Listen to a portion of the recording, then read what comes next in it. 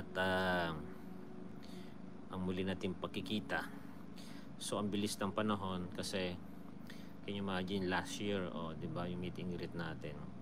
Bagamat tayo po ay medyo naudlot yung ating kasiyahan, pero importante ay naging okay naman si Bunso. At siyempre, salamat sa Panginoon Diyos, di ba? Siya talaga ating makakapitan sa lahat ng pagkakataon at sa lahat ng mga sitwasyon natin. Siyempre, di ba mga kabunsuan? At yun po ay siyempre darating na po yung ating next event sa December 10, yung ating concert ni Bunso, birthday concert ni Bunso. Okay. Yun nga po, bahagyan muna po akong mag-announce po sa inyo, update po siyempre. At bago ko po nga pala sabihin bahagya yung aking i-announce sa inyo na konting lang, update lang po, no. Sa lahat po ng mga kabunsuan, may mga nai-scam po tayo ngayon. Halos mga senior yung iba kasi mayroon pong nag-aalok ng ticket at may discount pa daw. At may mga libreng t-shirt pa raw. So, kita mo naman, no? Wala pa akong ina-announce.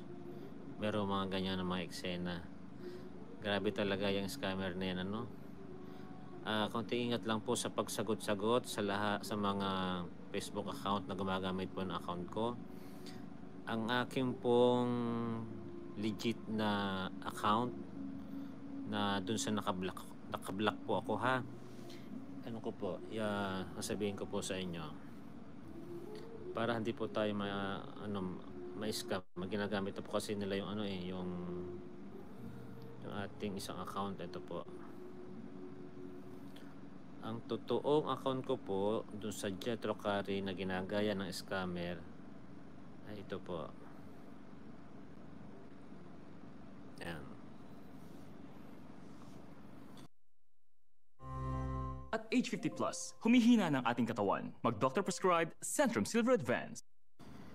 Ito po yung totoong legit na account ko, yung Jetro Carry. Yan po ang kauna-unahang account ko. Ito po ang totoong account. Ako makakasagot dyan sa lahat ng mga concern nyo po. Ang Jetro Carry ng aking pong profile ay yung profile ko po yung Artist Supply Owner President at Charm Talent Production, Event Production. Yan po yung aking account. Yan po yung totoong account ko. Ang totoong account ko po, wala pong nakatayong picture ko dun sa may So, ako, ang totoong account ko po, yan yung nakapulang ako. Wala pong picture ko na nakatayo. Sa makikita nyo po yung profile, yung pong may Charm Production, Artist Supplier, Charm Production, yan po ang totoong account ko. Yan. Ito po yung legit. Yung pong lumalabas na account ko na ginagamit po yung account ko na fake. Yung po yung may nakalagay na Thaijet. May nakalagay na counting na sa dulo, yung Thaijet. Yun po yung fake, hindi po ako yun. So ginaya po niya yung lahat ng mga profile picture ko dito, kinuha niya para gayahin. So wag po kayong makipag-usap doon. Wag kayong magchat-chat o baka mamaya magkuha po kayo ng ticket doon. Magbayad kayo ng ticket. Nako po. Po tayo diyan, hindi po mapupunta sa yan. Iba po yung kausap nyo. Tsaka makikita naman nyo po na mahalata nyo naman na bakit may mga discount at tsaka print t-shirt. So bago po tayo, tsaka isa po mangyayari niyan, nag-update naman ako at nagsasabi ako kung may mga t-shirt na ganun free or mga discount. So wala pong discount at walang free. So huwag po kayo maniniwala dun sa kausap po ng mga nai-scam dyan. At pakialalayan lang po natin ang mga senior natin at yung mga tsaka lang po, kung may mga katanungan po kayo sa akin, Pwede po kayong mag-chat dito sa legit kong Facebook account. Itong Jetro Kari na wala nakalagay na Tatay Jet. Tapos yung profile ko po yung artist, supplier ng owner na president ng John Production. Yun po yung kong account.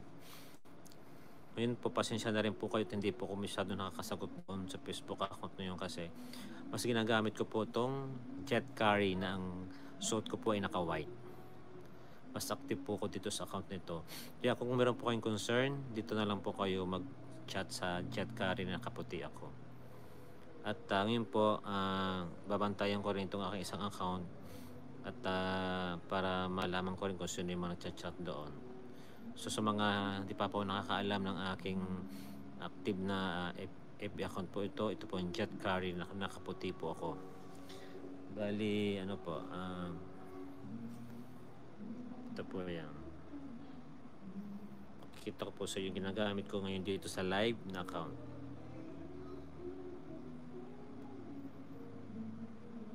Yan.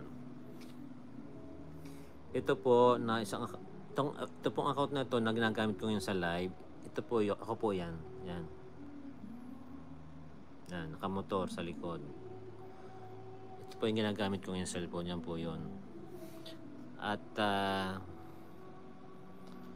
yung isa po na account ko, bali tatlo po kasi ang account ko eh. Yung Jetro Carry 2. Hindi ko po masyadong ginagamit pa sa ngayon kasi para hindi malito yung mga tao. So, ito na lang muna po ang gamitin natin. Dito po kayo mag-reply. Dito po kayo sasagot. Dito po kayo magbibigay. Dito kayo yung mga concern nyo po, dito nyo po sa Jet Carry. At masasagot ko po ang mga katanungan. Okay po.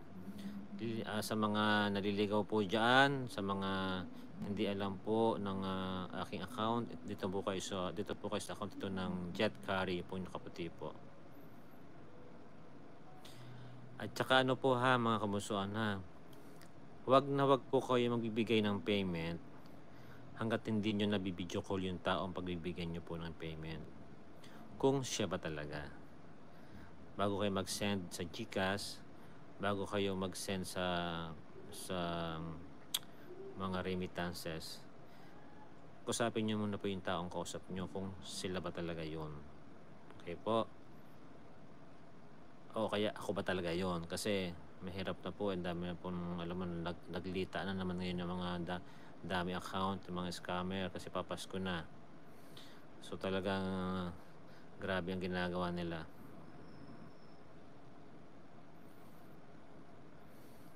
Nakakawa po yung ibang mga senior na hindi masyado marunong gumamit ng cellphone, na basta na lang pong nagsisend. Yun, sa lahat po ng patulong na lang po sa lahat po ng kabunsuan. Okay po. At yun nga po, i-announce ko po ngayong gabi na ang ating pong, sa mga nagtatanong po sa ticket, sa ticket po muna tayo, sa ticket. Ang ticket po natin ay yung sa baba, yung sa gitna, sa harap ng stage. Kakaroon po tayo ng monoblock doon. Yung po ang ticket doon ay nasa halagang 3,000. 3K. Stage yung harap, monoblock po yon, doon yung 3,000.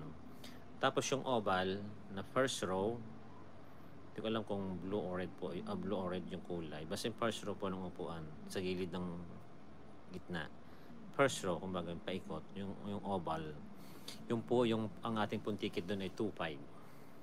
2,500 po. At yung sumunod na second row, 2,000. Okay po. At yung sumunod na third row, sa kataasan, yun po yung 1,500. Okay po, lilinawin ko po ulitin ko po ulit ha, ang ating pong ticket ay 4 na klase. Yung sa harap ng stage, yung monoblock, sa mismong gitna, yun po ay 3,000. Yung po sa first row ng oval, yun po ay 2,500. Sa second row po naman, yun yung 2,000, 2K. Sa third row, yun naman po yung 1.5. So sa lahat po ng kabunsuan na kung saan po kayo komportable na umupo or kung saan kayo medyo kaya ng budget natin. Siyempre, hirap ng buhay po ngayon dahil pasukan, tsaka tag-ulan. So, sa lahat po ng mga na kaya po mag-avail po, yun po ang ating price sa ticket po, no?